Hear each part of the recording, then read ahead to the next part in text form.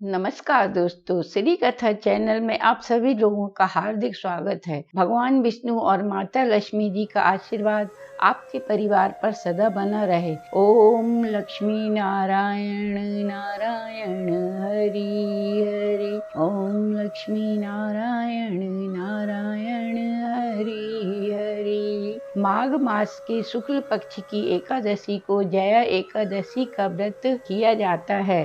भीष्म एकादशी या भूमि एकादशी के नाम से जाने जाते हैं। व्रत करने से साधक को विष्णु जी की कृपा से जीवन में सुख समृद्धि की प्राप्ति होती है, सभी पापों से मुक्ति प्राप्त होती है। जया व्रत करने से दुख दरिद्रता और कष्ट मुक्ति और भूत पिशाच आदि की योनि में प्राप्ति नहीं होती। इस दिन भगवान नारायण की विधि विधान से पूजा करनी चाहिए। इस व्रत से उपासक को अग्निहोत्रम के यज्ञ के तुल्य फल की प्राप्ति होती है। यह व्रत शांतनु और गंगा पुत्र भीष्म को समर्पित है। हर कार्य की सफलता के लिए व्रत में भगवान विष्णु और माता लक्ष्मी की पूजा करने से सुख समृद्धि प्राप्त होती है। इस दिन दान पुण्य का अधिक महत्व होता है। भगवान श्री हरि का आशीर्वाद उस व्यक्ति को जरूर प्राप्त होता है। अब मैं आपको जया अजा भीष्म एकादशी व्रत कथा सुनाती हूँ। उससे पहले आप हमारे चैनल को सब्सक्राइब कर लीजिए और वीडियो को लाइक कर दीजिए। कथा प्रारंभ। इंद्र की सभा में उत्सव चल रहा था। इस सभी में सभी देवगण और संत उपस्थित थे। उस समय गंधर्व गीत गा रहे थे और गंधर्व कन्याएं नृत्य कर रही थीं। इन्हीं गंधर्वों में एक माल्यवान नाम का गंधर्व भी था, जो बहुत ही सुरीला गाता था। रूप से भी वो बहुत सुंदर था। गंधर्व कन्याओं में एक सुंदर पुष्यवती नामक नृत्यांगना भी थी। पुष्यवती और माल्यवान एक दूसरे को देखकर सुध बुध खो बैठे और अपनी लय ताल से भटक गए। उनके इस कृत्य से देवराज इंद्र क्रोधित हो गए और उन्हें स्वर्ग से वंचित रहने का श्राप दे दिया। इंद्र भगवान ने दोनों को मृत्युलोक में पिशाचों सा जीवन भोगने का श्राप दिया। श्राप के प्रभाव से पुष्यवती और माल्यवान प्रेत योनि में चले गए और दुख भोगने लगे। पिशाचिनी जीवन बहुत ही कष्टदायक था। दोनों बहुत दुखी थे। एक समय माघ मास में शुक्ल पक्ष की एकादशी के दिन पूरे दिन में दोनों ने सिर्फ एक बार ही फलाहार किया था। रात्रि में भगवान से प्रार्थना कर अपने किए पर पछतावा भी कर रहे थे। इसके बाद सुबह तक दोनों की मृत्यु हो गई। अनजाने में ही सही, लेकिन उन्होंने एकादशी का उपवास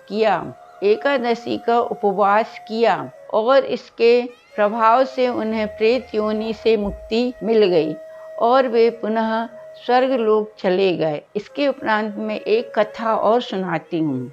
ये कथा पद्म पुराण के अनुसार है। चिरकाल में एक बार स्वर्ग में स्थित नंदन वन में उत्सव का आयोजन किया जा रहा था। इस उत्सव में सभी देवगण, सिद्धगण एवं मुनि उपस्थित थे। उस समय उत्सव में नृत्य और गायन का कार्यक्रम चल रहा था। नृत्य और गायन गंधर्व और गंधर्व कन्याएं कर रहे थे। उसी समय नृत्यिका पुष्यवती की दृष्टि गंधर्व माल्यवान पर पड़ गई।